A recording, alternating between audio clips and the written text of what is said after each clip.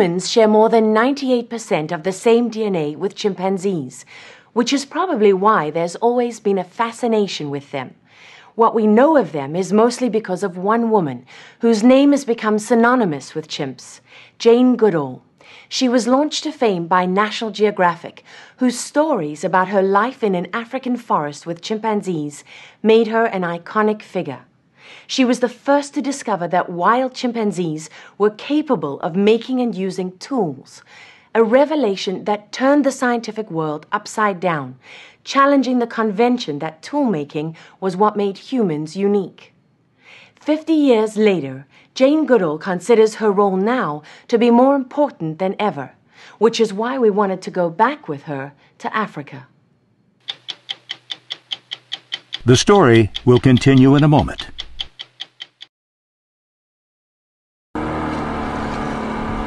There's only one way to get to the Gombe forest, by boat. The hills there, which are like a desert now. When I arrived in 1960 in July, those hills were forest. We traveled with her across Lake Tanganyika, the longest lake in the world. And then into the forest which Jane Goodall called home for decades.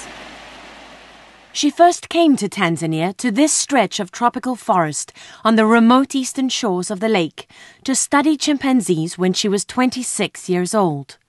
A young girl from England with no scientific training, just a notebook and binoculars. How would you describe what it was like 50 years ago?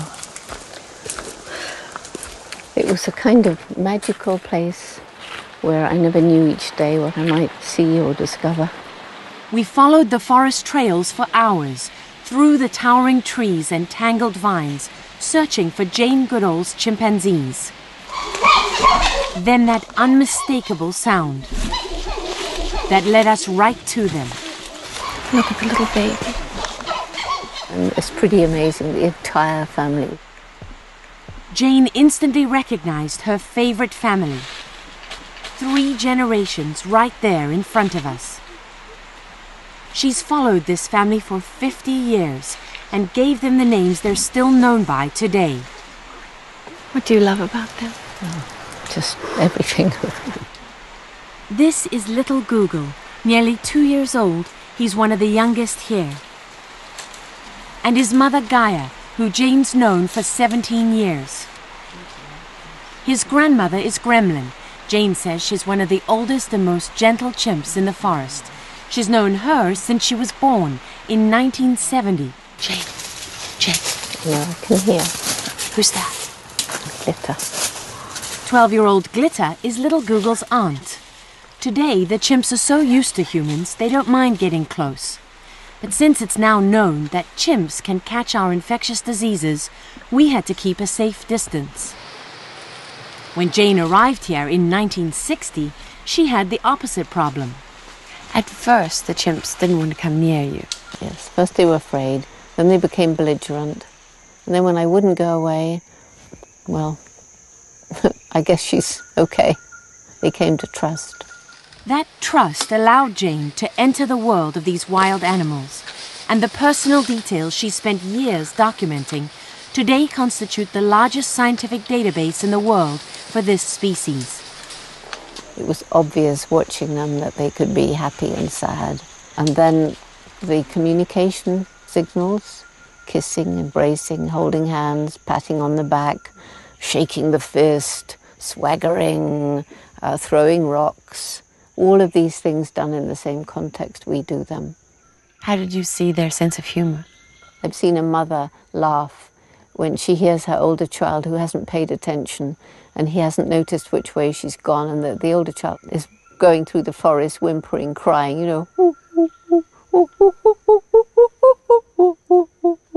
and the mother's up in the tree, quite quiet, and you hear her going, just laughing. I mean, it's just... Can you make a greeting? Let me get into the mood of doing the pant grunt of greeting. Yes.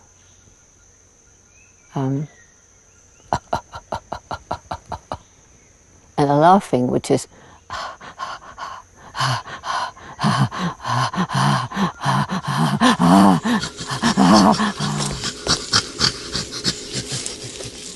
and can get quite loud.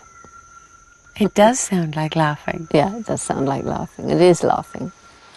We spent 12 hours in the forest with Jane Goodall before we witnessed firsthand what made her so famous. Chimpanzees using sticks as tools to fish for termites. Her discovery was initially received with some skepticism. Some of the scientists thought I'd taught them. That would have been quite an achievement. Especially as I couldn't get near them back then. It would have been very clever. With the discovery came research funding from the National Geographic Society and fame. In 1960, Miss Jane Goodall arrives in Tanzania. Her discoveries here will startle the scientific world, lead to the possible redefinition of the word man.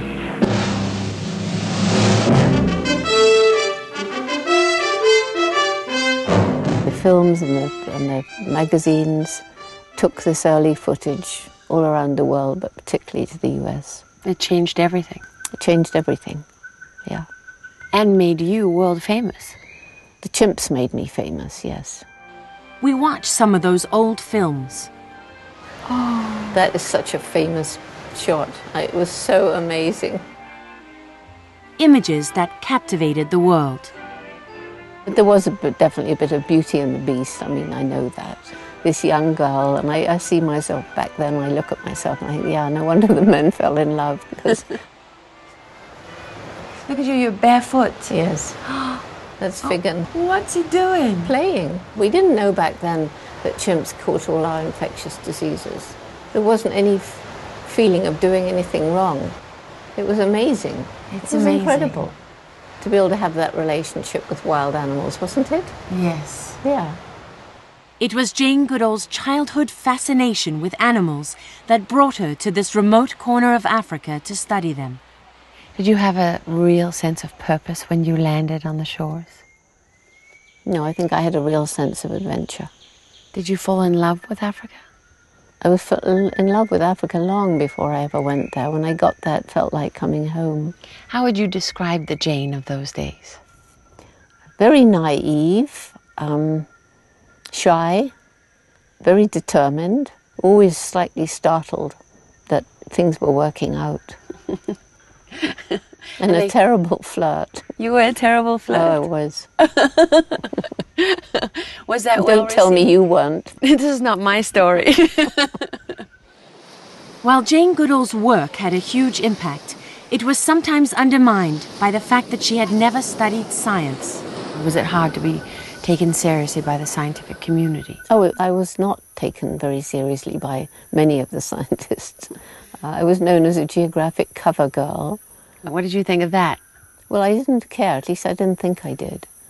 Because, you know, I was studying these chimpanzees, and if people thought I did it wrong, well, let them go and do it differently, but let me do it my way.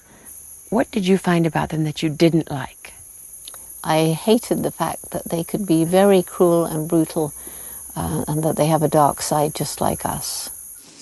Another of Jane Goodall's discoveries, that chimpanzees kill their own species. One more way they resemble humans. These images from the forest show a group attacking another chimp that's wandered onto their territory. Jane says they beat them brutally and leave them to die of their wounds. Did it surprise you that they could be so cruel? It did. I thought they were like us, but nicer. And they're not. No, they're just like us. At times, it was very dangerous for Jane. This chimp, Frodo, was particularly violent and nearly killed her one day. Flipping Well came up and dragged me down, stamped on me. It hurt. He bashed my head onto a rock and it was bleeding. And then he went away, and I thought, oh, well, I've survived. And then he came back and did it again. And then he pushed me over the edge. And if there hadn't been some little bushes growing there, I wouldn't be here now, because it was a way big drop. This is Frodo's older brother, Freud. Although he looks menacing, Bill Wallauer, who filmed these pictures, says it's just a show, meant to intimidate. Got somebody. It's a chimp? Yeah.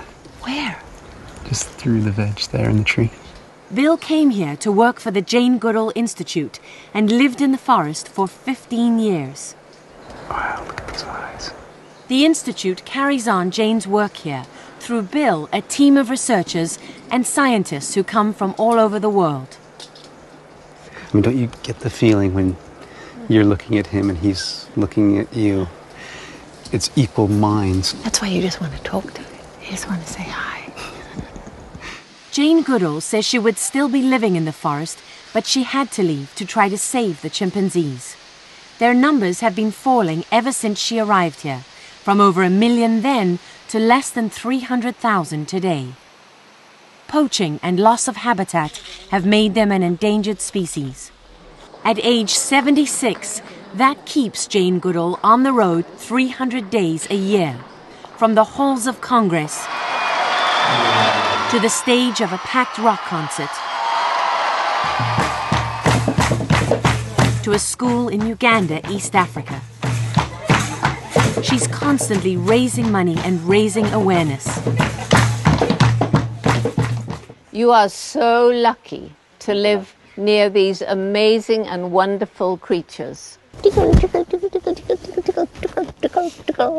You should laugh. You should, yeah, that's better. Oh! Protecting chimpanzees is still at the core of Jane Goodall's mission today. She's helped create 4 sanctuaries like this one in Uganda for orphaned chimpanzees. And she's inspired 15 more across Africa. To get so close to them, we had to be vaccinated.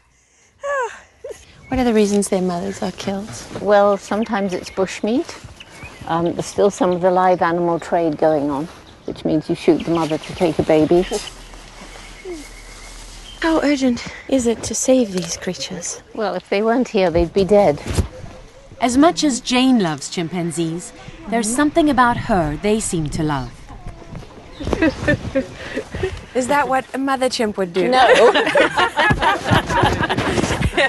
Only Mama Jane. She liked it. Yes, of course. So would a child. They're so like children. Playful, curious, and very affectionate. For us, it was a final glimpse into Jane's world, the woman who bridged the divide between humans and animals and changed the way we think about them. We're part of the animal kingdom, not separated from it. We could have a blood transfusion from a chimp if you match the blood group. You really could, and the other way around too. People say to me, thank you for giving them characters and personalities. I said, I didn't give them anything. I merely translated them for people.